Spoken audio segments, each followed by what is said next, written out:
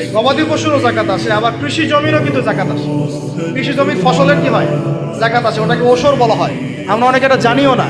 ওলামায়ে কেরামদের সাথে পরামর্শ করবেন, আপনার সম্পদ জাকাত আসছে কিনা এটা নিসাব পরিমাণ হলে বের করে ফেলতে হবে। আল্লাহ পাক আমাদেরকে জাকাতগুলো বের করার তৌফিক দান করেন। আচ্ছা, আর জাকাত দিবেন এমন জায়গায় যেখানে দিলে দিনের খেদমত হচ্ছে। ইন্নামা সাদাকাতু লিল ফুকারা ওয়াল মাসাকিন ওয়াল আমিলিনা আলাইহা ওয়াল মুআল্লাফাতি কুলুবুহুম, আয়াত আছে না? ওয়া ফির রিকাব, এটা সূরা তাওবায় আছে না? সূরা তাওবার 60 নম্বর আয়াত। কত নম্বর?